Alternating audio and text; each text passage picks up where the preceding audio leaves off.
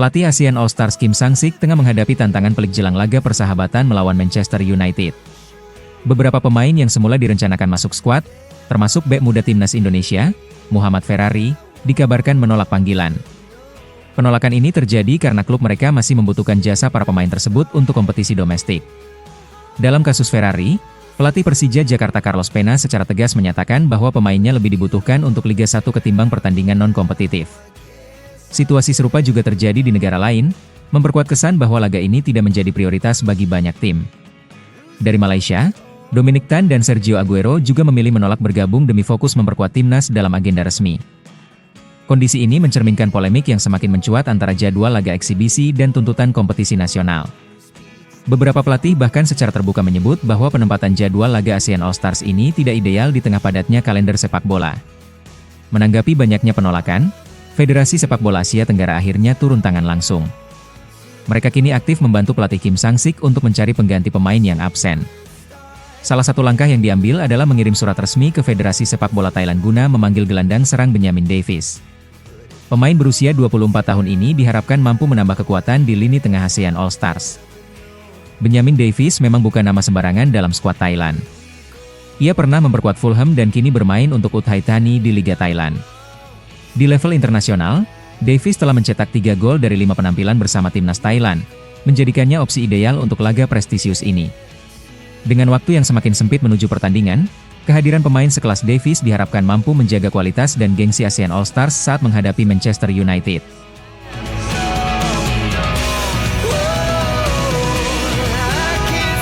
Tom Hai menyambut dengan antusias rencana pemusatan latihan lebih awal jelang 2 laga krusial kualifikasi Piala Dunia. Gelandang kelahiran Belanda ini menilai bahwa waktu persiapan yang lebih panjang akan memberikan keuntungan besar bagi timnas Indonesia. Salah satu manfaat terbesarnya adalah membangun chemistry antar pemain, yang menurutnya sangat menentukan dalam pertandingan berintensitas tinggi. Hai menekankan bahwa kekompakan tidak bisa dibentuk dalam waktu singkat, perlu kebersamaan yang konsisten, baik di dalam maupun luar lapangan. Ia juga menyebut pemilihan Bali sebagai lokasi TC adalah langkah cerdas. Menurut Hai, suasana di Bali lebih kondusif dibandingkan Jakarta yang kerap dipenuhi hiruk-pikuk dan gangguan dari luar, termasuk antusiasme suporter. Meski dukungan fans penting, terlalu banyak interaksi di luar lapangan bisa mengganggu fokus pemain. Di Bali, para pemain bisa lebih tenang, mengikuti program latihan dengan ritme yang terkontrol, dan menjaga konsentrasi penuh pada target yang telah ditetapkan oleh tim pelatih. Lebih jauh, Hai menyoroti aspek fisik sebagai alasan kuat pentingnya TC digelar lebih awal. Ia menilai dalam pertandingan sebelumnya tim belum menunjukkan level kebugaran yang optimal. Dengan TC yang dimulai lebih dini, tim pelatih punya cukup waktu untuk mengembalikan dan meningkatkan stamina para pemain secara bertahap.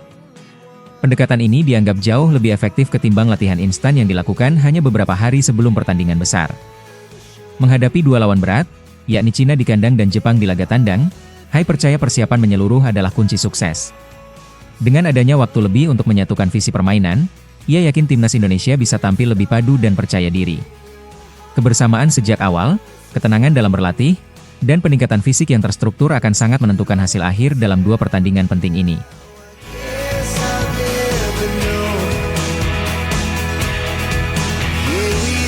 Ole Romeni akhirnya menjelaskan alasan di balik keputusannya membela timnas Indonesia, yang menurutnya tidak membutuhkan pertimbangan panjang. Pemain Oxford United ini menyebut membela Garuda adalah sebuah kehormatan besar karena ia melihat Indonesia sebagai negara yang penuh semangat dalam sepak bola. Ia merasakan langsung atmosfer luar biasa yang diciptakan para supporter saat menonton laga-laga timnas, dan momen itu menjadi titik awal keterikatannya dengan Indonesia. Menurut Ula, suasana yang diciptakan penggemar sepak bola Indonesia sangat berbeda dibanding negara lain. Bagi dia sepak bola di sini sudah melebur dalam kehidupan sehari-hari masyarakat. Ia bahkan menyebut pengalaman bermain bola bersama anak-anak di salah satu pemukiman Jakarta sebagai momen yang menyentuh dan tak terlupakan. Kesan emosional itu membuatnya merasa dekat dan terhubung secara personal dengan budaya serta jiwa sepak bola Indonesia. Koneksi emosional ini pula yang memperkuat keyakinan Ole bahwa dirinya berada di tempat yang tepat. Ia merasa diterima bukan hanya oleh tim, tapi juga oleh masyarakat luas. Sejak kabar naturalisasinya mencuat, sambutan dari para penggemar langsung membanjiri media sosial dengan nada positif. Ole merasakan dukungan itu sebagai bentuk kepercayaan besar dari publik, yang membuatnya semakin yakin dan nyaman mengenakan seragam merah putih. Baginya, keputusan membela timnas Indonesia bukan hanya tentang peluang bermain di level internasional. Tapi lebih dari itu, sebuah panggilan hati. Ia ingin membalas cinta supporter dengan dedikasi dan kerja keras di lapangan. Ole melihat ini sebagai tanggung jawab moral, bukan sekadar kewajiban sebagai pesepak bola. Maka tak mengherankan jika keputusan ini terasa begitu alami dan mudah baginya, karena ia sudah merasa menjadi bagian dari keluarga besar sepak bola Indonesia sejak awal.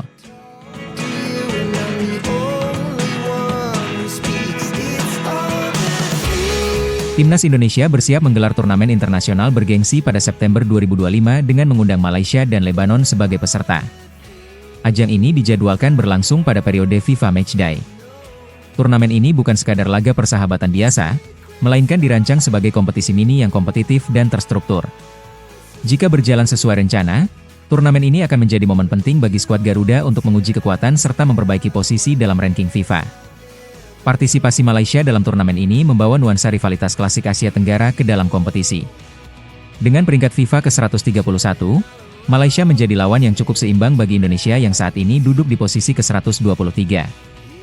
Namun, tantangan sesungguhnya datang dari Lebanon yang berada di peringkat 112 dunia.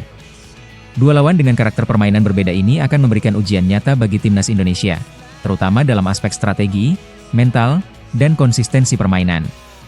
Menurut informasi dari akun Instagram Asia Gol, rencana turnamen ini berasal dari sumber internal dan diperkuat dengan kabar dari Federasi Sepak Bola Lebanon.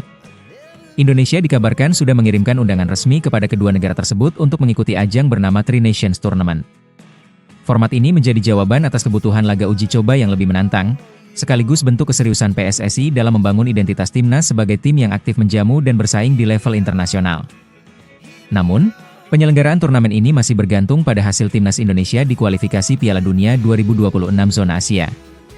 Jika Indonesia berhasil menembus babak keempat, maka jadwal pertandingan resmi FIFA kemungkinan akan bentrok dengan agenda turnamen Tri Nations.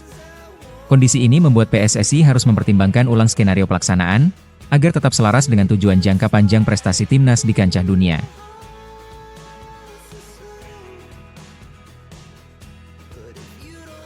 Nova Arianto mengungkap aspek penting di balik performa tangguh anak asuhnya yang sering luput dari perhatian publik, hidrasi dan nutrisi. Dalam konferensi pers terbaru, ia menegaskan bahwa taktik dan latihan fisik saja tidak cukup untuk membentuk pemain yang siap bersaing.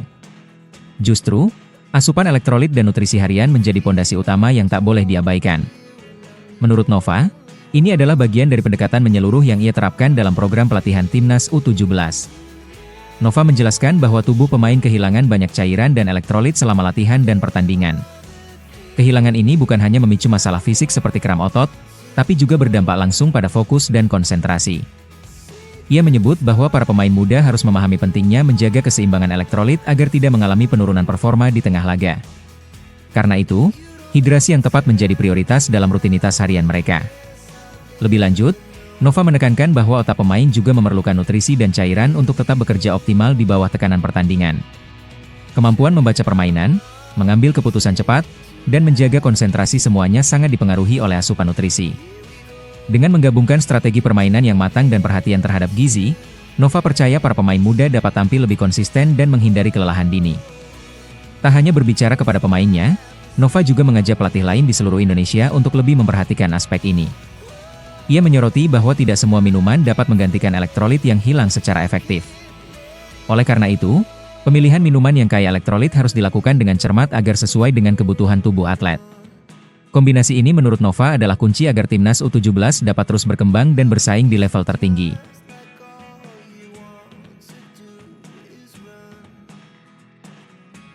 Peluang timnas Indonesia menjadi tuan rumah pada ronde keempat kualifikasi Piala Dunia 2026 zona Asia masih terbuka lebar. AFC secara resmi mengumumkan bahwa semua negara yang lolos ke fase tersebut berhak mengajukan diri sebagai tuan rumah. Ronde keempat akan berlangsung Oktober 2025, melibatkan 6 negara yang terbagi dalam 2 grup, memperebutkan 2 tiket langsung ke Piala Dunia. Persaingan untuk menjadi tuan rumah bukan hanya tentang kesiapan fasilitas, tetapi juga tentang prestasi di atas lapangan. Regulasi resmi AFC menyatakan bahwa hanya 2 tim dengan performa terbaik di ronde ketiga yang berhak menjadi tuan rumah masing-masing grup. Artinya, Indonesia harus finish di 2 besar klasemen akhir ronde ketiga agar bisa mengajukan diri. Ini menjadi syarat mutlak yang menegaskan bahwa status tuan rumah tak bisa sekadar diminta, harus diraih lewat kerja keras di lapangan. Dengan sistem ini, AFC mendorong agar setiap tim berjuang semaksimal mungkin sejak ronde sebelumnya. Uni Emirat Arab dan Irak saat ini berada di posisi terdepan dengan koleksi 13 dan 12 poin, menjadikan mereka kandidat kuat untuk menjadi tuan rumah. Sementara Indonesia masih tertahan di posisi terbawah grup dengan 9 poin dari 4 pertandingan. Masih ada 2 laga tersisa yang bisa dimanfaatkan penuh oleh skuad Garuda. Jika keduanya berhasil dimenangkan, peluang Indonesia menembus 2 besar dan sekaligus membuka pintu menjadi tuan rumah tetap sangat realistis. AFC telah menetapkan 6 Mei 2025 sebagai batas waktu pengajuan tuan rumah, sebagaimana dilaporkan Titan Sports dan diperkuat oleh akun Voti Ranking. Waktu yang tersisa tinggal hitungan hari, dan PSSI harus segera mengambil langkah jika ingin mengajukan diri secara resmi. Namun semua itu tetap bergantung pada performa Garuda di sisa laga kualifikasi. Jika berhasil, Indonesia akan mencetak sejarah sebagai tuan rumah ronde keempat, sebuah kehormatan besar dalam perjalanan menuju Piala Dunia.